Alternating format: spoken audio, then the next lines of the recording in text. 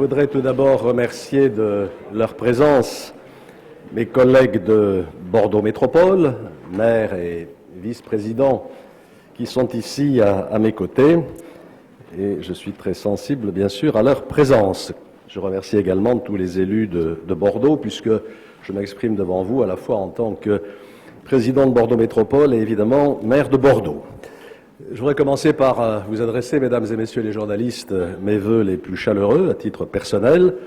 J'espère que vous allez passer entre les pièges de la grippe, là, qui sont nombreux en ce moment, et que vous serez en bonne santé tout au long de cette année 2017. Je vous souhaite aussi des tas de bonnes choses sur le plan personnel, familial et évidemment professionnel. Ces vœux, je voudrais les adresser aussi aux organes de presse dans lesquels vous travaillez. Nous sommes tous parfaitement conscients des difficultés que rencontre depuis des années la presse dite traditionnelle, notamment la presse écrite, qui doit s'adapter, et c'est une adaptation incontournable aux données nouvelles des médias numériques.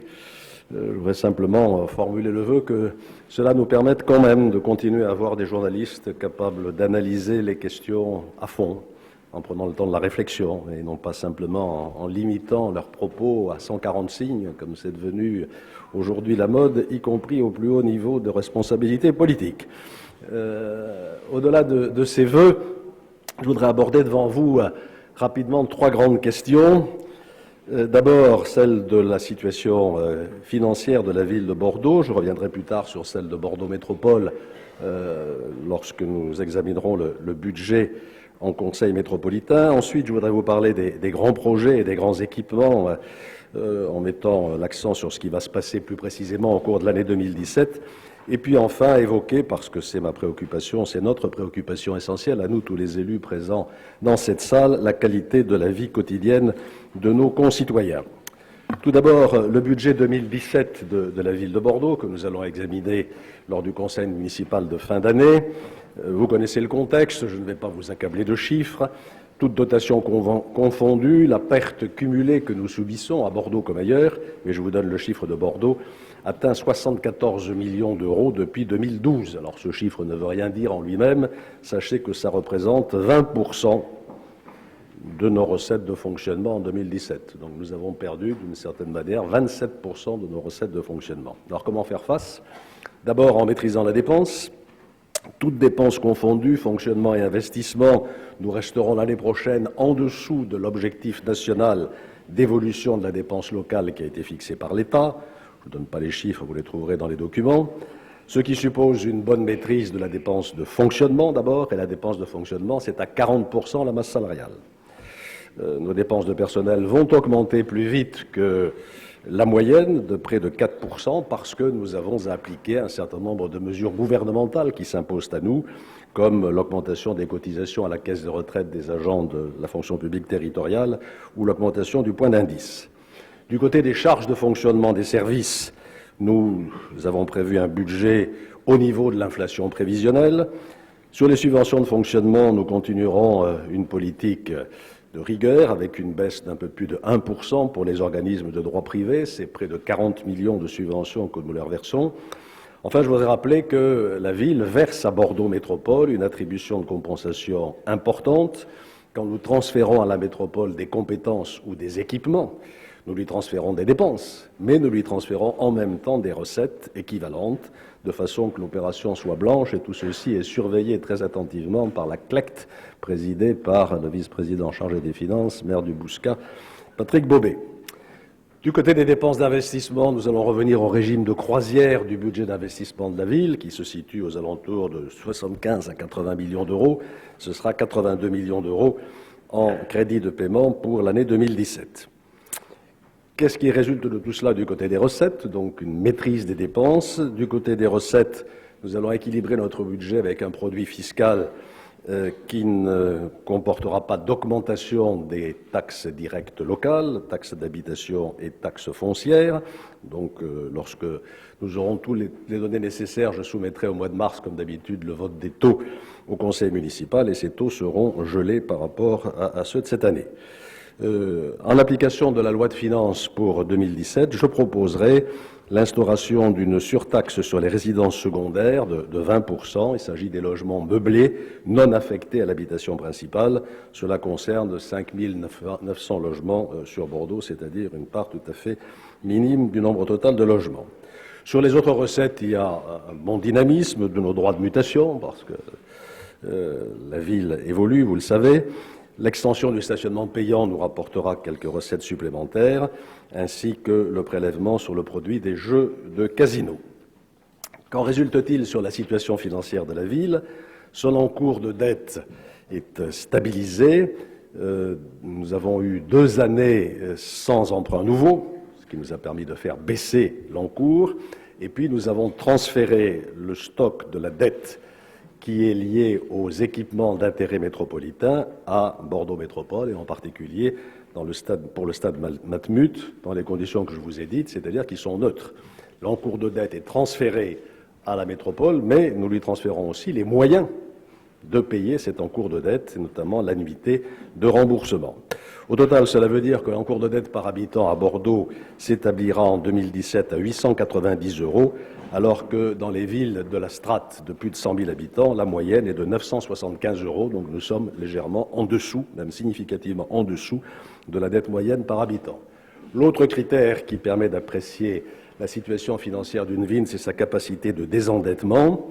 Nous avons présenté un budget à législation constante. Alors c'est un peu compliqué, je ne vais pas rentrer dans le détail, mais dans le cadre du transfert d'équipement, aujourd'hui, la loi prévoit que l'attribution de compensation qui est transférée à la métropole est entièrement imputée sur le budget de fonctionnement, ce qui dégrade évidemment notre épargne brute et donc notre capacité de désendettement. Heureusement, le Parlement a voté, et c'est définitif, un amendement à la loi de finances rectificative qui va nous permettre de répartir cette attribution de compensation entre le budget de fonctionnement et le budget d'investissement. Et ceci va nous permettre d'augmenter notre épargne brute et donc de reconstituer notre capacité de désendettement. Cela dit, la loi est promulguée, mais l'instruction comptable ne l'est pas encore définitivement. Et donc il faudra une décision modificative dans quelques mois pour traduire ces nouvelles dispositions législatives dans les chiffres, ce qui nous permettra de revenir à une capacité de désendettement de la ville de 7 ans, ce qui est bien, et qui est la cible que je me propose de maintenir pour les années qui viennent jusqu'à la fin de ce mandat. Donc pour résumer, nous avons un budget 2017 solide, qui implique évidemment des efforts d'économie, et nous avons une situation financière maîtrisée. La ville n'est évidemment pas en déficit, son compte administratif 2016 sera d'ailleurs en excédent significatif, et notre capacité de désendettement, je le répète, est tout à fait convenable. J'en viens maintenant au deuxième sujet que je voulais évoquer, c'est-à-dire celui des grands projets et des grands équipements, plus précisément en me ciblant sur l'année 2017. Ça va être une année évidemment capitale, nous ne cessons de le répéter, c'est d'ailleurs le sigle que j'ai choisi sur la carte de vœux, vous l'avez vu, avec l'événement majeur que constitue l'arrivée du TGV à la gare Saint-Jean, qui va nous mettre à 2h05 de Paris. Je ne sais jamais si c'est 2h05 ou 2h04, enfin ça ne change pas fondamentalement. C'est 04 ? Oui, sauf incident sur la ligne. Et ceci, 18,5 allers-retours quotidiens, c'est donc une véritable navette. Alors nous allons fêter cet événement par toute une série de manifestations, essentiellement culturelles, avec une très belle saison culturelle du 25 juin au 25 octobre, un événement d'ouverture de la gare, un agora particulièrement riche cette année, un événement d'hiver, l'été métropolitain, le deuxième FAB, le Festival des Arts de Bordeaux, la deuxième saison de Street Art, Ocean Climax à Darwin, donc toute une série de manifestations culturelles qui seront centrées sur le thème du paysage que nous avons retenu comme fil conducteur. Il va de soi qu'au-delà de la fête, qui dure ce que durent les fêtes, l'arrivée de la ligne à grande vitesse nous incite évidemment à agir sur la durée, et vous savez que nous nous y préparons depuis 10 ans. Il n'y a pas d'exemple de ville desservie par une ligne à grande vitesse qui n'ait vu son attractivité, son dynamisme à la fois économique, démographique et même social totalement modifié. Donc nous nous fixons 3 objectifs pour être prêts. Nous avons déjà beaucoup avancé évidemment dans chacune de ces directions. Porter l'offre de logement au niveau de la demande, Deuxièmement, faciliter la mobilité. C'est une inquiétude des Bordelais qui nous disent souvent « mais si on est de plus en plus nombreux, ça sera de plus en plus difficile de se déplacer ». Et enfin, bien sûr, développer l'emploi. Et je voudrais reprendre rapidement chacune de ces trois questions. D'abord, le logement. Il faut construire et construire beaucoup. Il n'y a pas d'autre solution pour stabiliser le marché que d'avoir une offre qui corresponde à la demande. Et donc, notre objectif, c'est de maintenir le rythme de construction. Jean Touzeau est évidemment en première loge pour tout ça. Nous sommes à 7500 logements par an sur la métropole, dont un tiers à peu près à Bordeaux. Et donc, c'est l'objectif que nous devons nous fixer. Ceci grâce aux grandes opérations d'aménagement, de l'arc de développement durable de Bordeaux, aux 50 000 logements dont de nouveaux projets viennent en phase opérationnelle, aux opérations que nous menons dans les centres-villes et puis aussi dans le diffus. Mais je voudrais insister sur un autre aspect, il ne suffit pas de construire beaucoup, il faut construire bien, et même construire mieux. Et donc je souhaite lancer un appel aux professionnels et aux administrations concernées pour que nous nous mettions autour de la table afin de rédiger une charte du bien construire à Bordeaux.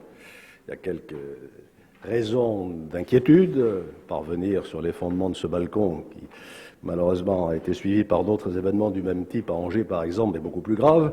Et donc il y a là un problème de qualité de la construction et je voudrais que nous définissions ensemble une charte du bien construire sur les savoir-faire des professionnels, le choix des matériaux, la formation et les conditions de travail des ouvriers sur les chantiers. Construire bien et construire mieux, c'est aussi diversifier l'offre. Nous sommes vigilants sur la proportion que vous connaissez, 35% de logements locatifs sociaux, 20% d'accession à la propriété à des prix maîtrisés et 45% de logements libres. Mais au-delà, je souhaite diversifier cette offre. J'ai signé il y a quelques jours avec la SNI une convention intéressante qui va nous permettre de développer une offre locative intermédiaire. C'est de la location, mais ce n'est pas de la location sociale, c'est de la location intermédiaire à un prix de loyer qui se situe entre le haut des loyers HLM et puis le prix du marché. Et ce qui est intéressant, c'est que les personnes qui entrent dans ce type de logement peuvent, au bout d'un certain nombre d'années, acquérir le logement.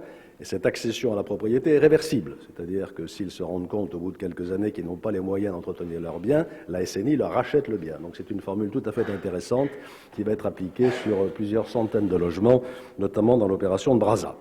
Diversifier les logements, c'est aussi donner une offre de maisons individuelles. Il y en aura presque 500 sur Brazza. Nous lançons cette idée des volumes capables que vous connaissez, dont j'ai beaucoup parlé déjà, et également les programmes participatifs.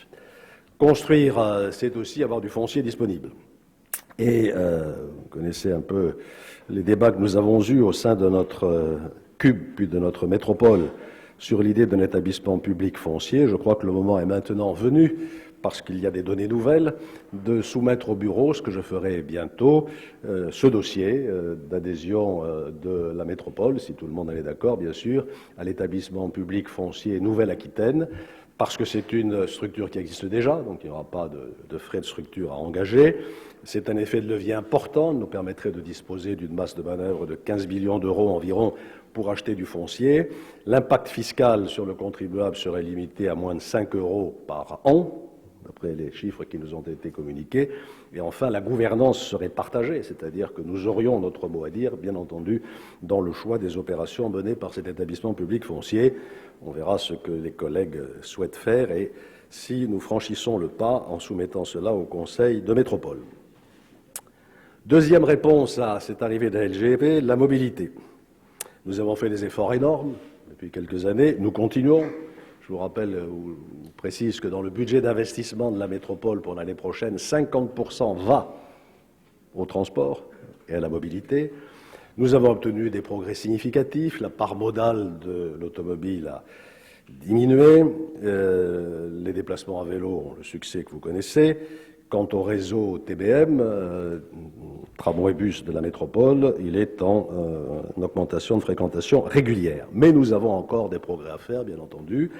D'abord sur les grandes infrastructures.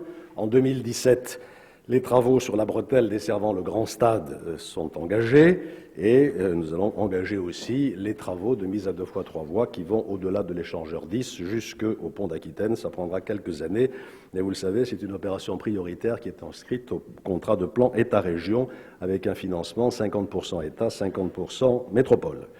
Dans ces grandes infrastructures, je voudrais aussi signaler le pont Jean-Jacques Bosque. À ce sujet, 3 précisions. D'abord, les travaux préliminaires vont commencer sur les 2 rives en 2017. À la fin de cette année, j'espère que s'il n'y a pas d'appel d'offres infructueux, nous pourrons attribuer le marché principal de construction de cet ouvrage. Et puis, je voudrais lancer assez vite, auprès des 28 communes de la métropole, on verra si on fait ça en 2 phases, une consultation pour choisir le nom de ce pont, de façon que tout le monde puisse y être associé. Nous avons un pont d'Aquitaine, nous avons un pont Chaban, nous avons un pont de Pierre, nous avons un pont Saint-Jean, nous avons un pont Mitterrand. Voilà, il faudra trouver, nous avons un pont de chemin de fer, ça c'est moins drôle, mais il faudra trouver un nom, je l'espère, symbolique et significatif. Dans le même temps, le réseau TCSP va continuer à se développer, donc je vous ferai grâce des détails, vous connaissez tout ça, la ligne D, les travaux avancent comme prévu, et puis les nouvelles lignes, les enquêtes ou les concertations préalables sont en cours sur le BHNS Bordeaux-Saint-Aubin par Codéran, sur le prolongement de la ligne D, sur la desserte de l'aéroport, sur la future ligne Gradignan-Senon. Nous avons adopté un plan vélo récemment, on va évidemment veiller à sa mise en œuvre pour développer encore la pratique du vélo. Je voudrais signaler 2 points sur ce sujet. D'abord, j'ai donné mon accord pour que des travaux permettant la continuité de la piste cyclable sous la trémie du nouveau pont soient réalisés. C'est une dépense supplémentaire d'1 million d'euros, mais c'est un circuit intéressant qui permet de rejoindre ensuite la piste de la Pébi, donc c'est une belle piste.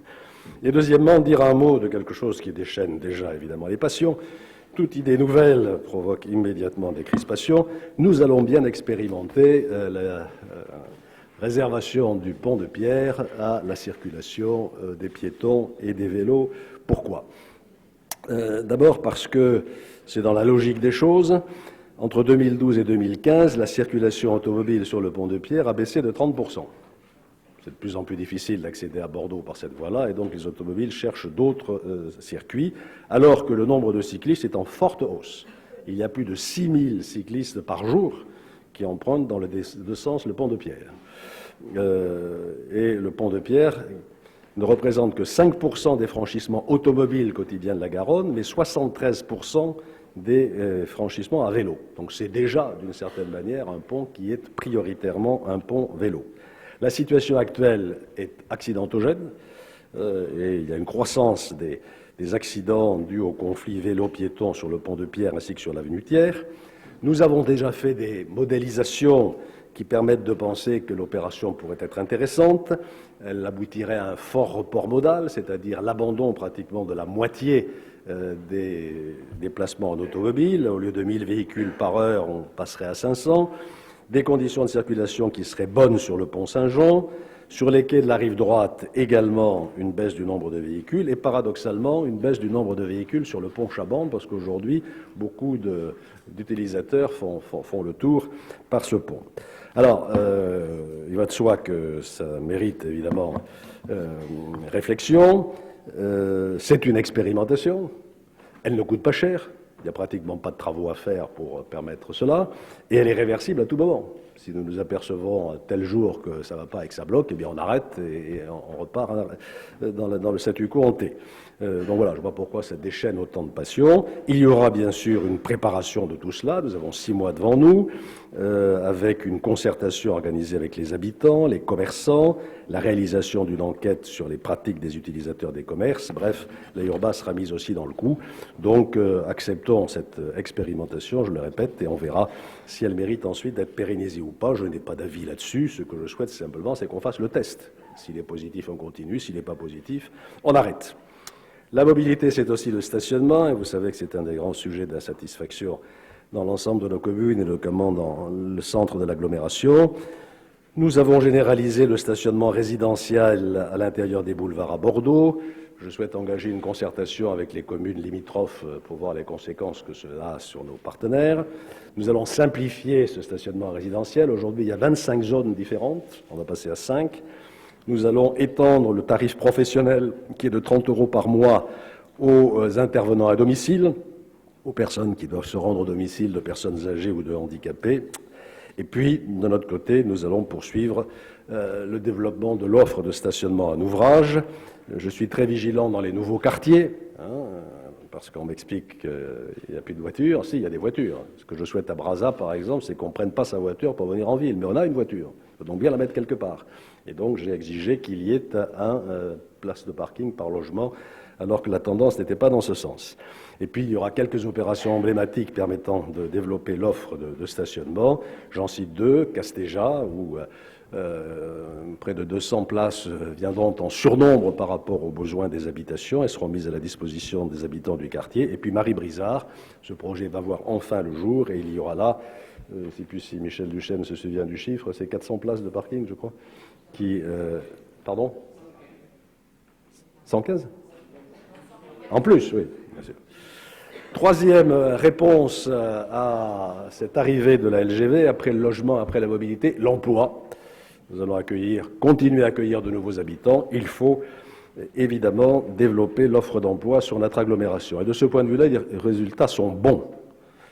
De juin 2013 à juin 2016, la métropole a vu se créer près de 10 900 emplois nets supplémentaires.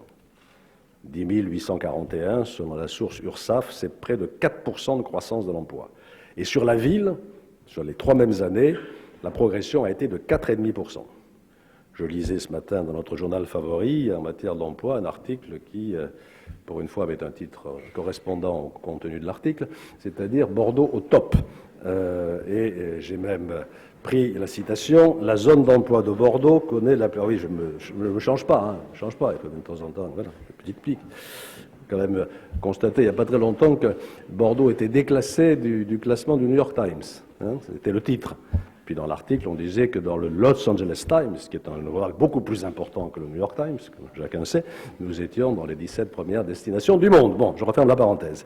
Et ce matin, donc, Sud-Ouest titré, la zone d'emploi de Bordeaux connaît la plus forte croissance régionale, plus 2,5% en un trimestre dans l'informatique et les services notamment. Il faut donc accompagner, amplifier ce mouvement par une stratégie ambitieuse de développement économique. C'est ce que nous faisons avec Virginie Calmels avec la mission Bordeaux Attractivité, qui nous a permis de redéfinir le rôle de BGI pour centrer cet outil que nous partageons avec la Chambre de commerce et d'autres partenaires sur l'accueil des nouveaux arrivants, avec un plan d'action 2017 en préparation.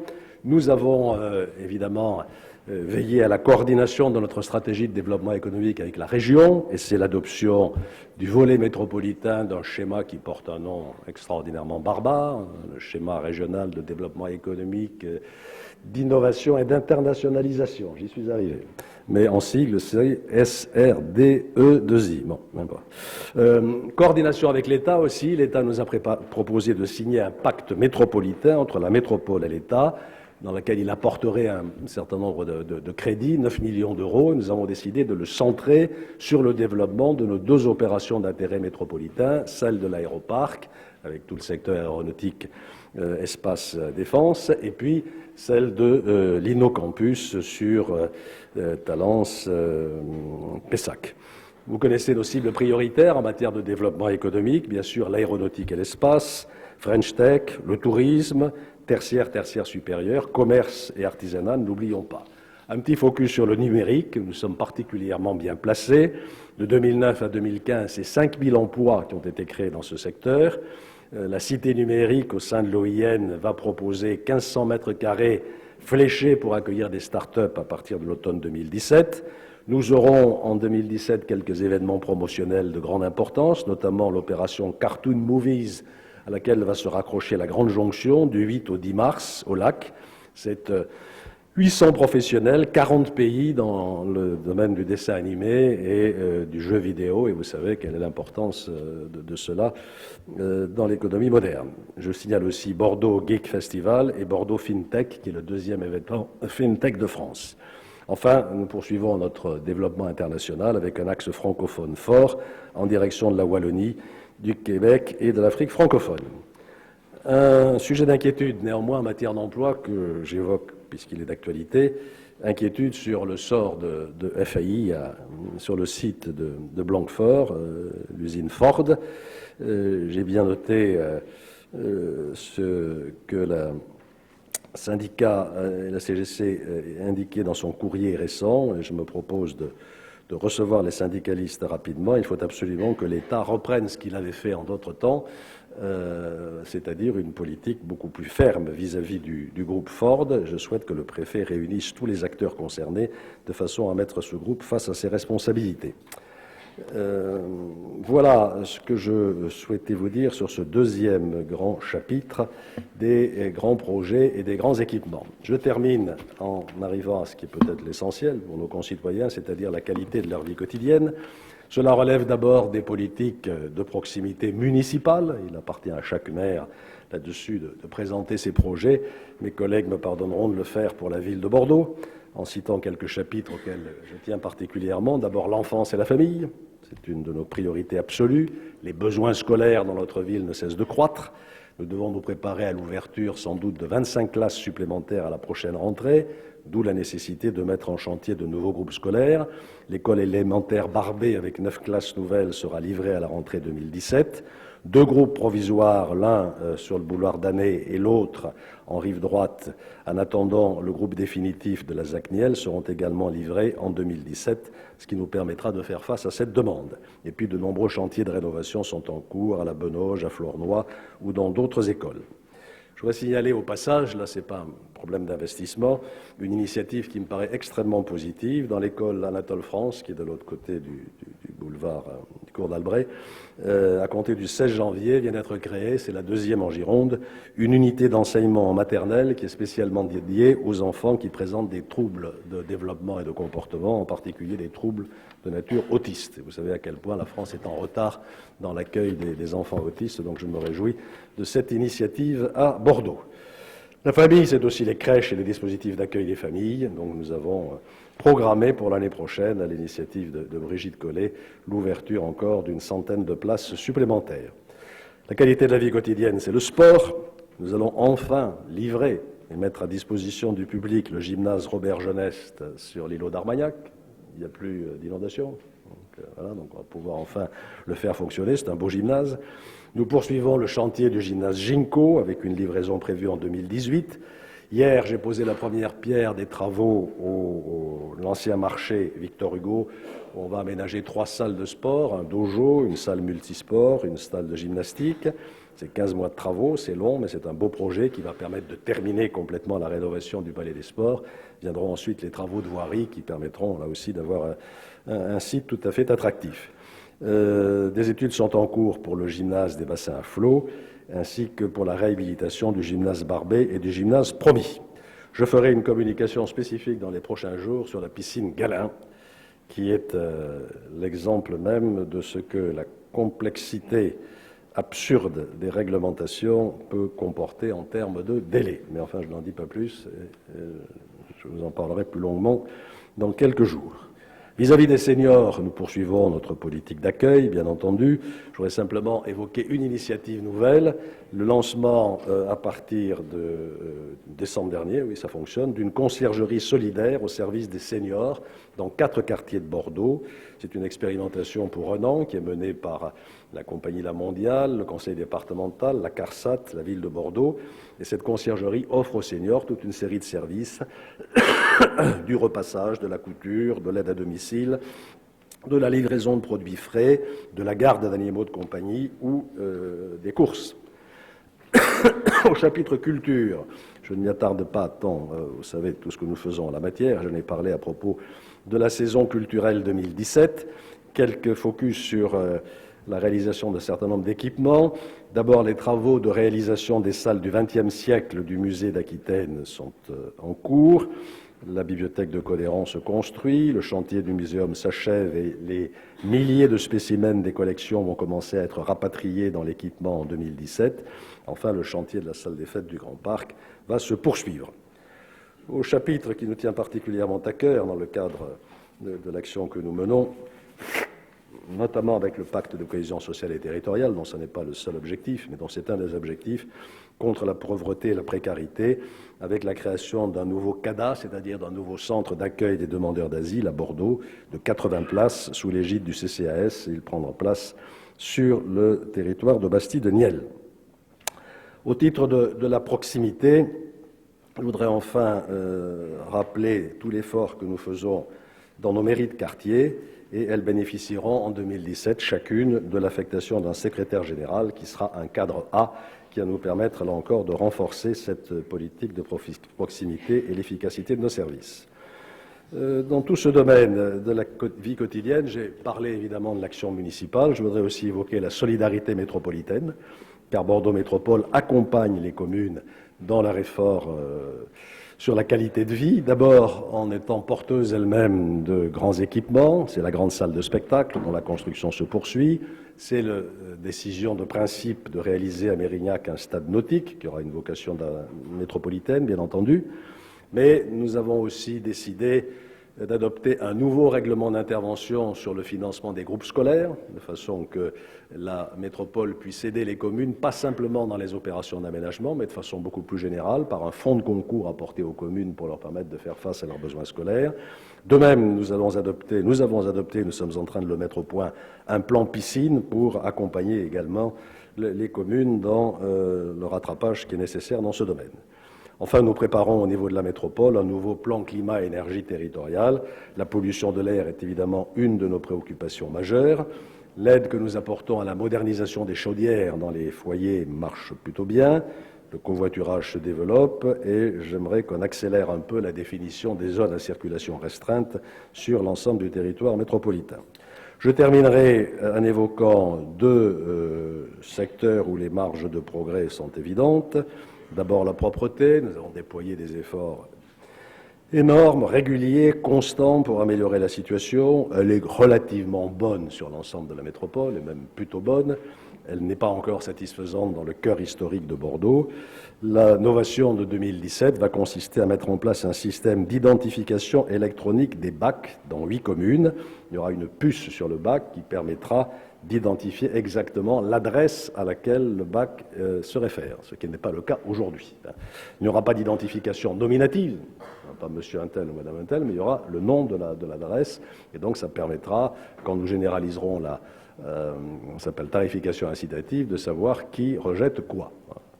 Ce sera aussi une incitation à rentrer ses bacs. Beaucoup craignent que le voisin vienne mettre dans le bac ses propres déchets, mais si on rentre son bac, on est à l'abri de cette mésaventure. Voilà donc le progrès que nous allons faire en la matière. L'année prochaine, en matière de sécurité, enfin, voilà, les choses passent plutôt bien. On a vu au cours des fêtes de fin d'année que Bordeaux a vécu une période assez tranquille, mais il y a des zones en tension et l'effort que les forces de l'ordre sont amenées à faire dans le cadre du plan Vigipirate font qu'elles sont moins présentes, évidemment, sur le terrain pour la sécurité de proximité ou la tranquillité quotidienne. Et il y a des tensions, notamment dans la ville de Bordeaux, que ce soit dans le quartier de Bacalan, dans le quartier de la Gare, sur la place de la Victoire, avec notamment une progression d'une part des cambriolages et d'autre part du trafic de drogue. J'ai souhaité que monsieur le préfet et madame le procureur de la République se réunissent avec nous d'ici la fin du mois de janvier dans le cadre d'un conseil local de sécurité et de prévention de la délinquance pour voir les mesures qu'il convient de prendre pour s'assurer que notre ville reste paisible et tranquille. Voilà, j'étais un peu long, mais je ne vous ai dit que le quart de ce que j'avais envie de vous dire. Donc vous voyez, vous pouvez souffler, essayer de ne pas vous donner trop de chiffres et de mettre l'accent sur ce qu'il y aura véritablement de nouveau en 2017. Mais je suis évidemment maintenant disponible avec mes collègues pour répondre à des questions sur des sujets que je n'aurais pas abordés ou pour apporter davantage de précision. En tout cas, à nouveau, très bonne année à toutes et à tous. Monsieur Latoste.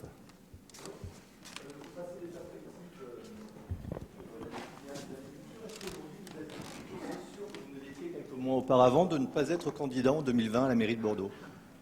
Ah, à la mairie de Bordeaux, je pensais que vous parliez de 2017. Non, juste à la mairie de Bordeaux. Pour l'instant, la mairie de Bordeaux. Est-ce qu'en 2020, comme vous l'avez dit, est-ce qu'aujourd'hui c'est votre dernier mandat ? Suffit son bonheur.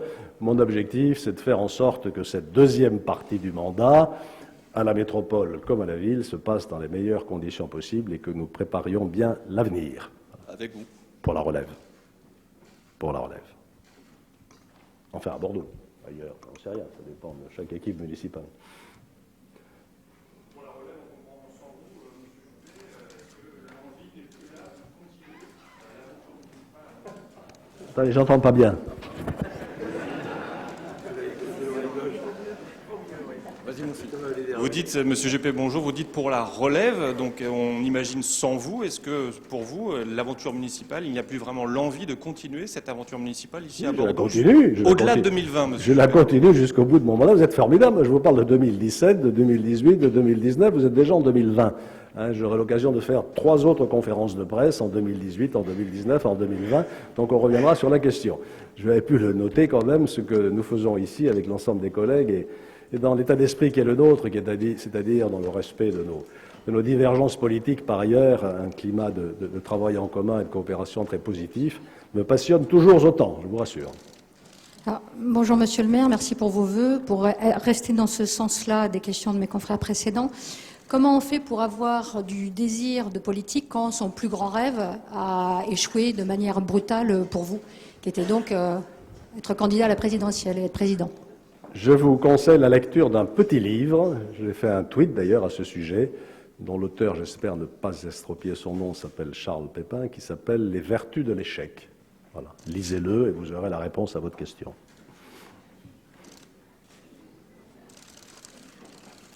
C'était votre avis que je voulais, ce n'était pas l'avis de M. Pépin. Ça veut dire que je partage largement les leçons que lui-même nous invite à tirer de nos échecs. Voilà. Écoutez, moi j'ai fait ce que je pensais devoir faire, je ne garde ni regret ni amertume, ma campagne a été superbe, j'ai été entouré par des hommes, des femmes, des jeunes, des moins jeunes, qui m'ont apporté toute leur disponibilité, tout leur enthousiasme. Voilà, les électeurs en ont décidé autrement, c'est la vie, et je n'en garde, je le répète, aucune amertume. Et pour rester sur le sujet, de quelle façon vous comptez vous impliquer dans la campagne, si vous comptez le faire peut-être, dans la campagne de M. Fillon? D'abord, ça commence mal, parce que je pense que je ne vais pas pouvoir regarder l'émission de ce soir. J'ai un dîner avec les mécènes du vin. On ne peut pas faire les deux à la fois, non, dommage. Écoutez, moi j'ai pris, le soir du 2e tour des primaires, j'ai pris une position très claire, j'ai pris acte du résultat et j'ai indiqué que j'apporterais mon soutien à François Fillon. J'ai incité ceux qui m'avaient accompagné à le faire et je n'ai pas changé d'avis. Bonjour Monsieur Juppé. Est-ce qu'il y a à l'ordre du jour cette fameuse rencontre avec François Fillon qui pourrait se faire assez rapidement d'après ce que j'ai compris, ou en tout cas qui était dans les tuyaux? Oui, bien sûr, si François Fillon souhaite venir à Bordeaux pour un événement de sa campagne, présidentielle, il sera bien évidemment. On n'est pas en 2020, non, en 2017. Il sera évidemment le bienvenu. Mais pour l'instant, il n'y a pas de date, tant que je sache, non? Vous étudiez les dates. On va retrouver une date, bien sûr.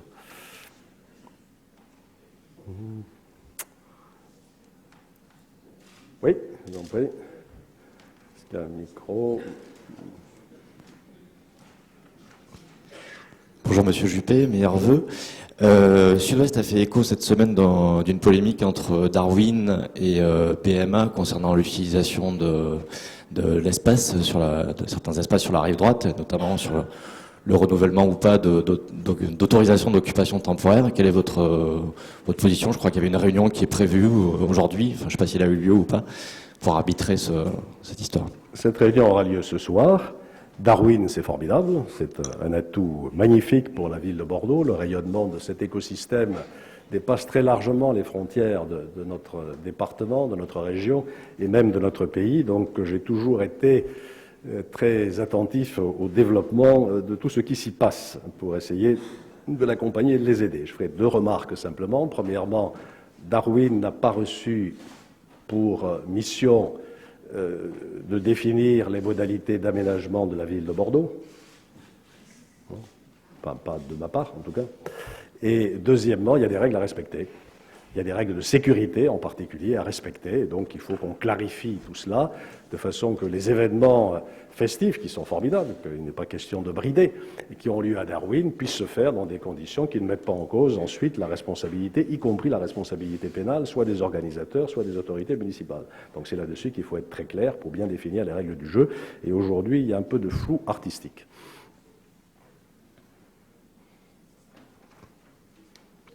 Oui, c'est toujours moi. Pardon.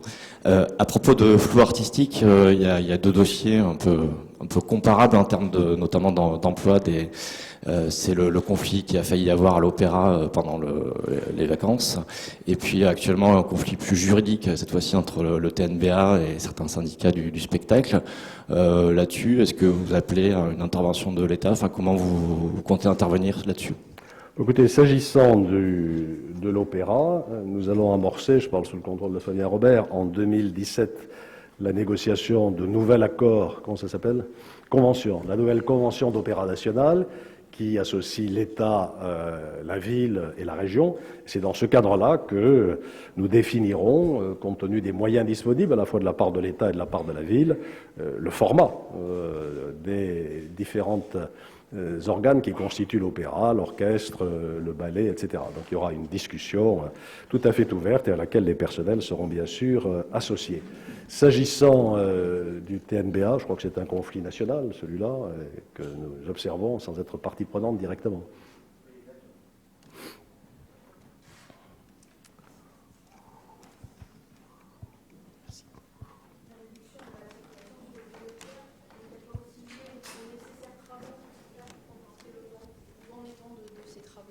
C'est l'État qui est maître d'ouvrage en ce qui concerne ces travaux. Je ne sais pas si M. Fontaine a des lumières là-dessus, sur l'état d'avancement. Il est parti? Si, il est là.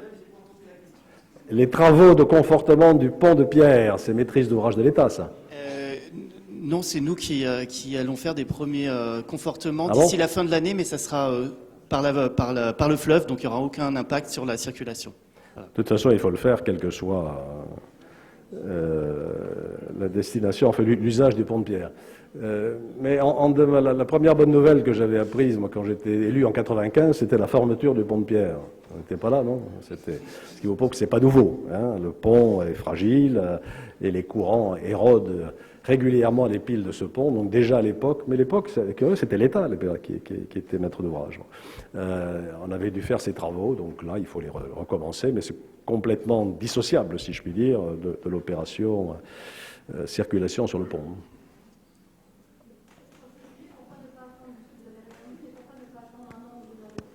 Oh oui, on peut toujours attendre. Ça, c'est ce que j'entends en permanence. Attendons, attendons. J'ai voulu faire ça l'année dernière et on m'a dit il faut attendre un an. Alors maintenant, on me dit et pourquoi est-ce que vous voulez attendre? Vous pouvez me donner une seule raison d'attendre?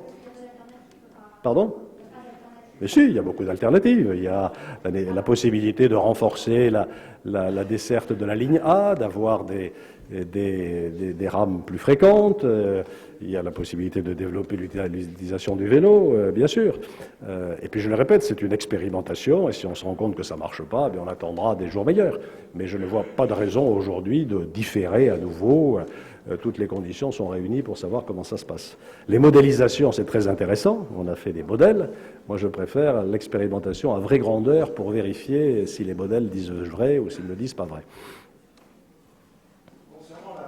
La charte dont vous avez parlé, la charte du bien construire à Bordeaux, ça veut dire que jusqu'à présent, vous n'êtes pas entièrement satisfait de ce qui a été fait, notamment à Ginko ou au bassin à flot. Est-ce que vous avez déjà des contacts? Comment réagissent les professionnels du bâtiment? Est-ce qu'ils sont conscients des difficultés? Comment ça se passe? D'abord, je n'ai pas ciblé particulièrement Ginko ou les bassins à flot. C'est un problème beaucoup plus général. Il y a eu certes le balcon de Ginko, mais enfin, on sait dans quelles conditions cela s'est passé et qu'il faut éviter de généraliser les choses. Je crois que partout, dans toutes les villes de France, et notamment ici, il y a cette préoccupation, une préoccupation aussi que les professionnels eux-mêmes peuvent partager. Il y a un vrai problème de qualité de la construction. Globalement, les choses ne se passent pas si mal, mais il y a quand même quelques points de faiblesse. On le voit bien aussi dans la qualité des professionnels, hein, ceux qui travaillent sur les chantiers. C'est pour ça qu'il faut là aussi s'intéresser à la formation de ces personnels, à leurs conditions de travail, de façon qu'on ne recrute pas au dernier moment des gens qui ne sont pas compétents. Donc c'est un des éléments de cette charte. Enfin, on va en discuter. Et on essaiera. C'est une charte qui aura une valeur conventionnelle. Donc on sera obligé de trouver évidemment une base d'accord. À ce propos, sur Ginko et bassin à flot, je souhaite engager sur Ginko une opération d'évaluation de cette opération qui maintenant est achevée aux 2 tiers. Enfin, il reste encore un gros tiers à réaliser.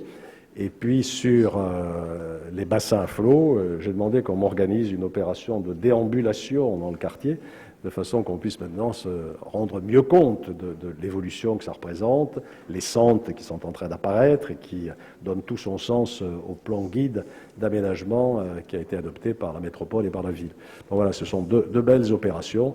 Et je ne reviens pas sur Brazza, j'ai eu l'occasion de faire une conférence de presse spécifique lundi dernier sur ce sujet, et vous avez tous les éléments d'appréciation.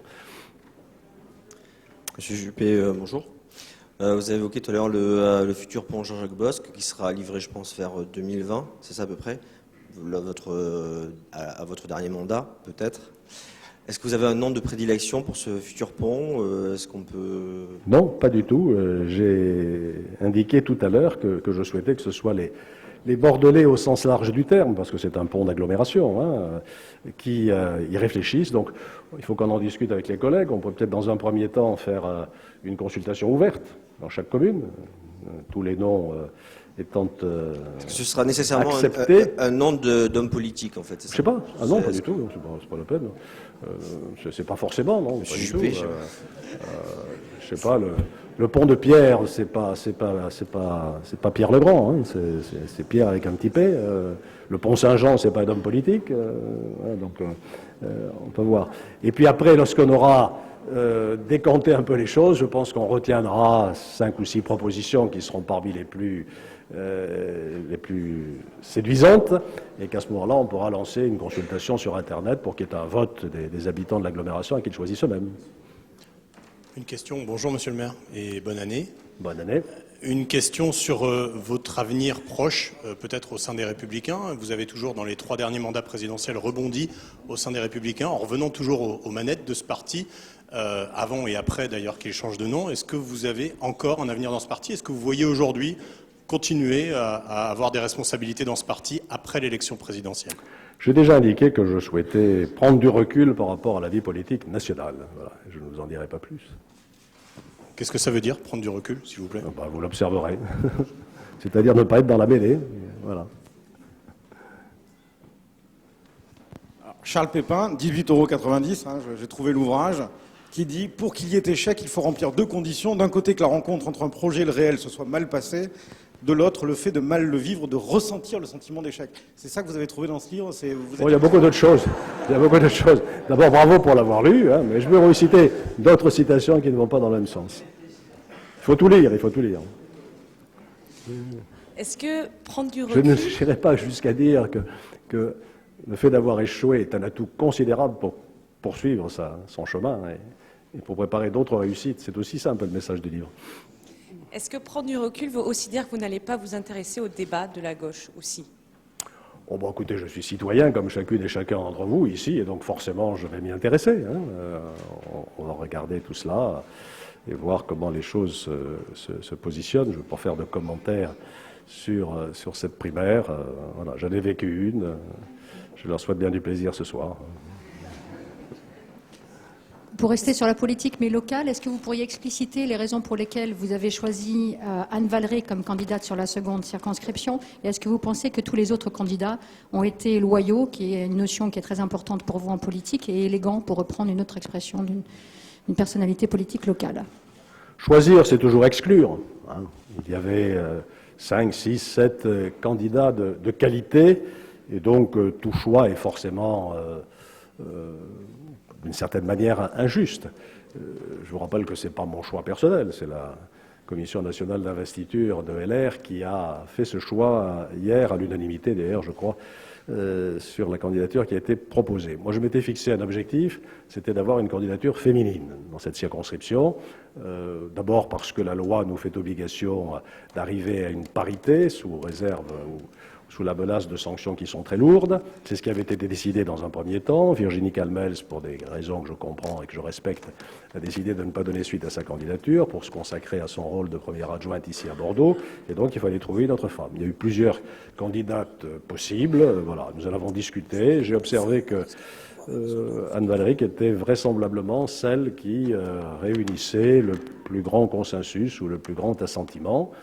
Et personnellement, je trouve que c'est une excellente candidate. Je trouve que c'est une femme de qualité, qui a une expérience professionnelle propre, c'est toujours utile, qui a une expérience politique aussi, qui est dans mon équipe depuis maintenant 3 mandats, non ?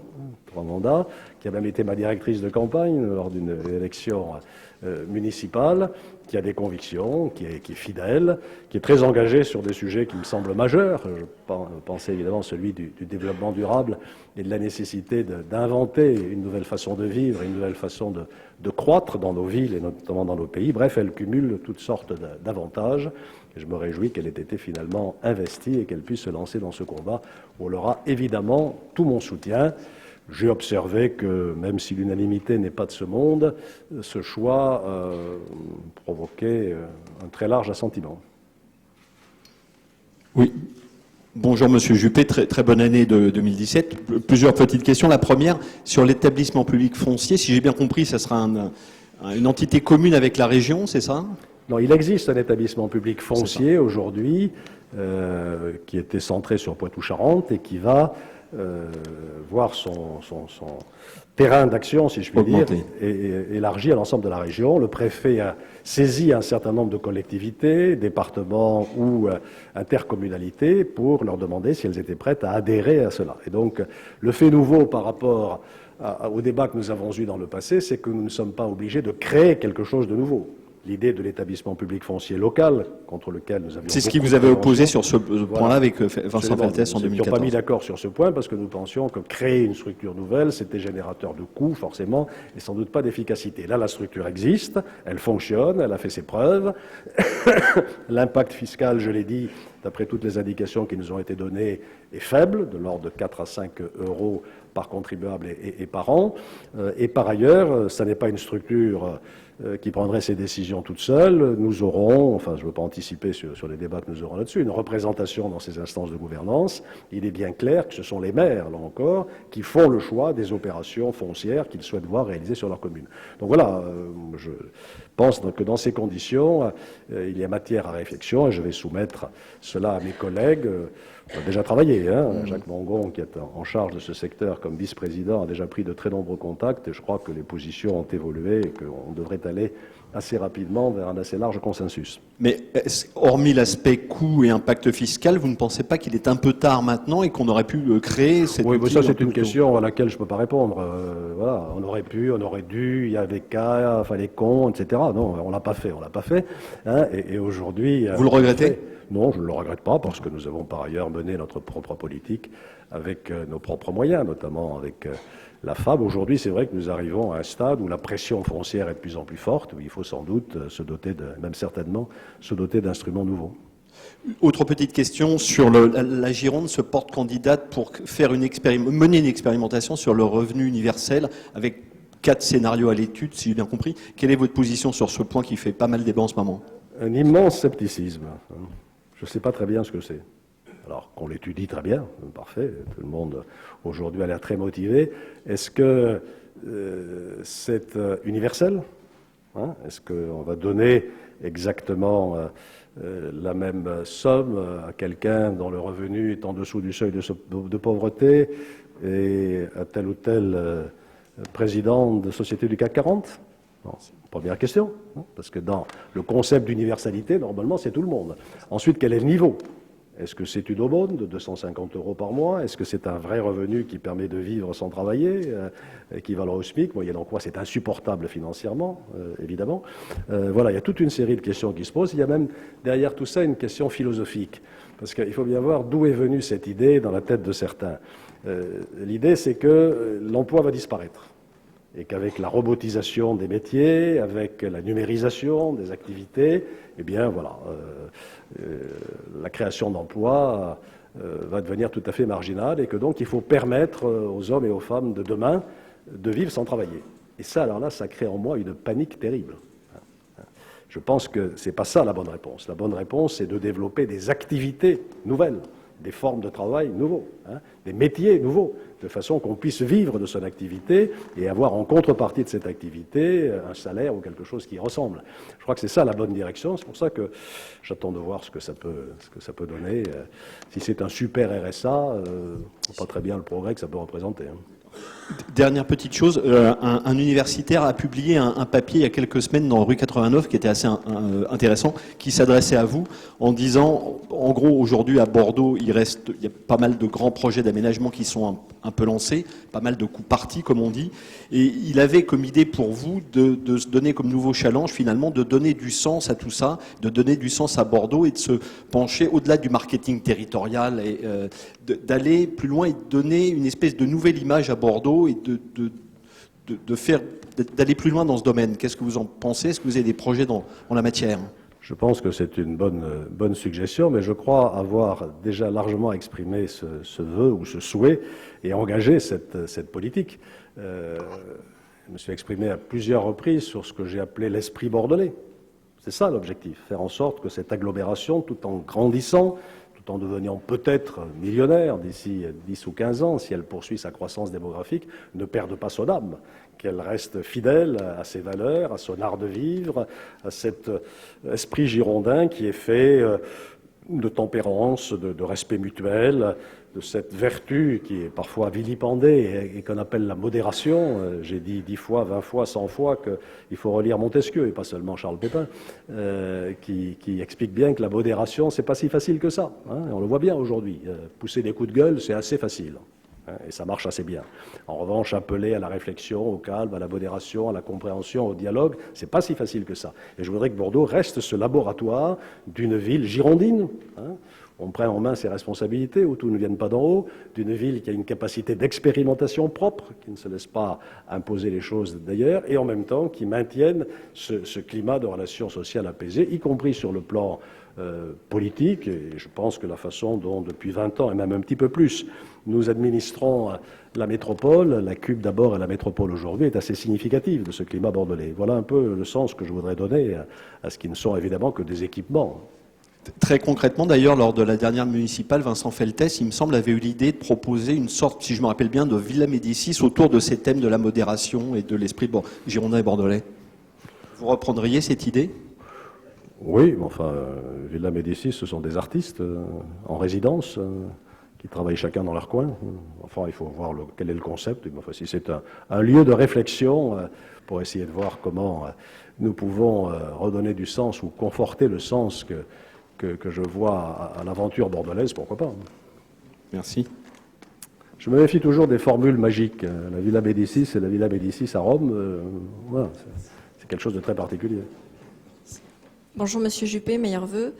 Une petite question. François Bayrou vous a soutenu pendant la campagne des primaires. Que vous inspirent aujourd'hui les rumeurs, je sais que vous n'aimez pas commenter les rumeurs, mais d'un possible rapprochement entre François Bayrou et Emmanuel Macron? Rien. C'est ce que j'appelle le recul. Vous me demandez ce que c'était que le recul, ben voilà. Je pensais que vous alliez me demander le rapprochement entre François Bayrou et François Fillon. Monsieur. J'aurais fait la même réponse. Monsieur Juppé, dans quelques jours, Donald Trump va prendre officiellement ses fonctions. Donald Trump va prendre officiellement ses fonctions. Vous avez été ministre des Affaires étrangères. Selon vous, quel conseil donneriez-vous au futur président de la République et quelle position l'Europe devrait-elle prendre en fonction, bien sûr, des réactions et des tweets de Monsieur Trump? D'abord, M. Trump a été élu président des États-Unis dans le cadre de ce qu'est la démocratie américaine. Donc, nous en prenons acte, bien entendu, et il va de soi que c'est un interlocuteur, un des tout premiers interlocuteurs de la France et de tout nouveau président français. Donc, il faudra évidemment le voir et parler avec lui. À partir de là, je pense que d'abord, il y a une constante chez tout président des États-Unis, c'est qu'il défend les intérêts des États-Unis. Et donc ça, il faut s'y préparer. Ça veut dire qu'il faut que nous défendions nos intérêts à nous. Il ne faut pas s'imaginer qu'il y a des présidents pro-européens, anti-européens. Ils sont d'abord américains. Ils défendent les intérêts de l'Amérique et c'est leur rôle, de même que nous devons défendre nos intérêts. Deuxièmement, les positions de M. Trump nous lancent des défis. Sa position en particulier sur l'OTAN, sur la nécessité pour les pays européens de renforcer leur effort de défense, l'interrogation qu'il a même sur l'article 5 du traité de l'Atlantique Nord, c'est-à-dire celui qui garantit la solidarité. Si un des pays de l'Alliance est attaqué, tous les autres sont solidaires. Il a mis en cause On verra ce que ça donne, cet article. Donc c'est très important. Conséquence à intérêt, qu'est-ce qu'on fait? Est-ce qu'on reste chacun sous notre tente, sans se préoccuper de notre sécurité collective? Je pense que pour moi, ça devrait être un immense appel à la coopération entre la France et l'Allemagne d'abord, et entre les grands pays européens, non pas pour se réarmer ou se surarmer, mais pour se donner les moyens de défendre aussi nos intérêts plus efficacement qu'aujourd'hui. Monsieur Juppé, ici. Une question sur le stade Matmut, pour savoir comment on gère la relation avec quelqu'un avec qui on est marié pour au minimum 30 ans et qui vous met au tribunal au bout de 2 ans de mariage. Ouais, ben, on discute, voilà. Puis on plaide, ça arrive, ça aussi, c'est pas grave. Puis peut-être que les vieilles canailles vont te remettre un petit peu de liant dans tout ça. Il y a un contrat, il faut respecter ce contrat, et nous serons là-dessus tout à fait inébranlables. Et s'il y a des désaccords, eh bien, il y a des tribunaux qui sont faits pour régler les accords. Ce n'est pas véritablement un mariage d'amour, hein, c'est un mariage de raison.